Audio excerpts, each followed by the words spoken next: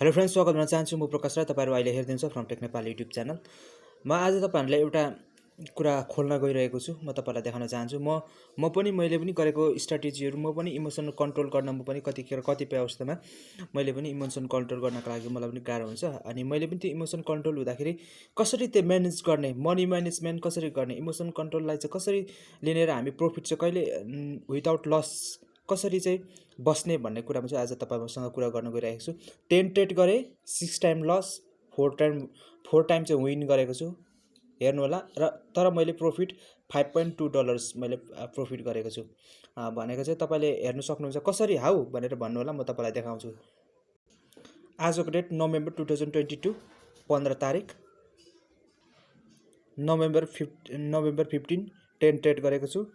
$2 म तपाईलाई लास्ट देखि देखाउँछु। 10 ट्रेड हो।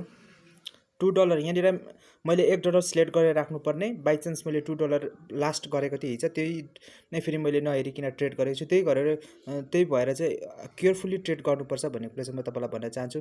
आफूले मनी सिलेक्ट गर्दाखेरि प्रफिट सिलेक्ट भएको छ कि छैन भन्ने कुरा पनि हेर्नुपर्ने हुन्छ।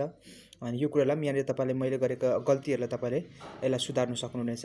2 ट्रेड गरे, यो त एक्चुअली विन भयो, केही छैन। फेरि 2 नै गरे, अब 2 नै गरेछु। फेरि त्यो विन भएपछि मतलब भएन। अनि 2 नै फेरि मैले फेरि पनि $2 ट्रेड गरेको छु। अनि $2 फेरि ट्रेड गर्दाखेरि त यसो हेरेको $2 पो छ, अनि सिलेक्ट भएको छ। यहाँनिर $2 लस भयो। त्यहाँदेखि त मैले मार्जिन कल युज गरेँ। मैले मार्जिन कल युज गर्दाखेरि $4 ट्रेड गरेँ, त्यो पनि लस भयो। त्यहाँदेखि मैले लगभग पनि 3-4 घन्टा म ट्रेड गरिनँ।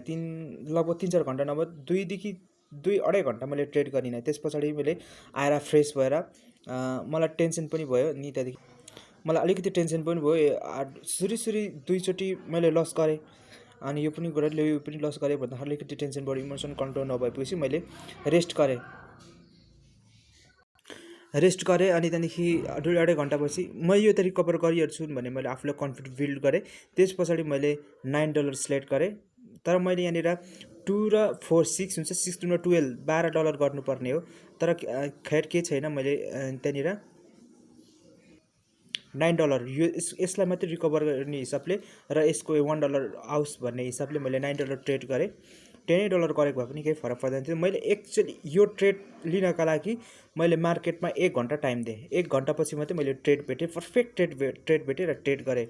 त्यहाँदेखि त मैले विन गरेपछि अनि फेरि यो गरेको यो $1 फेरि लस भयो। यसमा धेरै मैले वेट गरेर धेरै फ्रस्ट्रेसन भइसकेको जस्तो भइसकेको थियो। र फेरि यो ट्रेड गरेँ, यो दुईवटा ट्रेड गरेँ लगातारै गर्दाखेरि आइएम लस, यो पनि लस। 3 लस गरेँ यहाँनिर। फेरि 3टा लस भइसकेपछि फेरि यहाँनिर हेर्नुहोस्। अनि यसमा मैले 2.5-2 घन्टा फेरि रेस्ट गरेँ। रेस्ट गरिसकेपछि राम्रोसित फेरि पनि हेरेर फेरि $9 को ट्रेडले त्यो विन गरेँ।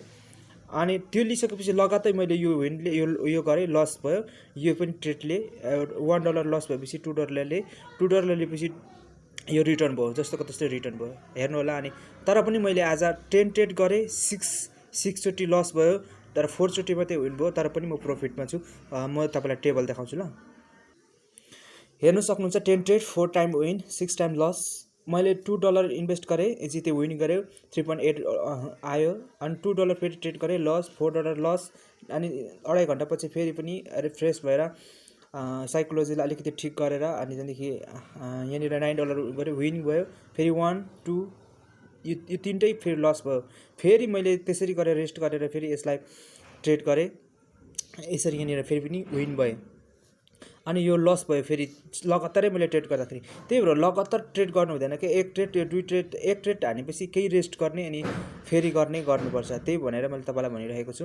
अनि यहाँनिर जब लस हुन्छ, एकचोटि लस भएपछि त तपाईँले फेरि अर्को ट्रेड नगर्नुहोस् भन्न चाहन्छु। आफ्नो साइकोलोजी राम्रो बिल्ड गर्नुभएको छ भने त केही छैन। अनि फेरि $2 गरेँ, रिटर्न भयो। यो चाहिँ 0 भयो, रिटर्न भयो। गर्दाखेरि टोटल मैले $34 यहाँनिर इन्भेस्ट गरेँ र बेनिफिट र टोटल गरेर यहाँनिर $29.2 टोटल भयो। र अनि यतिमा $29.2 मा माइनस गर्दाखेरि 2.4 यहाँनिर 2 हुन्छ। यहाँ मैले 1 मात्रै लेखेको रहेछु, 0.2 हो। 5.2 प्रफिट पनि भयो। यसरी तपाईँले आफ्नो साइकोलोजीलाई म्यानेज गर्न सक्नुहुन्छ। र जहिले पनि तपाईँले विन सिचुएसनमा आउनुहुन्छ। म लस त भएँ, मैले कति लस गरेँ भन्दाखेरि मसँग 40% मात्रै मैले विनिङ गरेको छु। यहाँनिर 60% लस गरेको छु, तर पनि मैले प्रफिट चाहिँ पैसाको रूपमा हेर्ने हो भने चाहिँ यो चाहिँ प्रफिटै छ। त्यही भएको कारणले गर्दाखेरि तपाईँले लस तपाईँको एक्युरेसी कम्ती भए पनि तर तपाईँको मनी म्यानेजमेन्ट राम्रो छ भने चाहिँ तपाईँ विनमा बस्न सक्नुहुन्छ भन्ने तपाईँहरूलाई आजको यस भिडियोमा भन्न चाहन्छु। भने thank you very much full video हेरिदिनु भएको लागि। By by.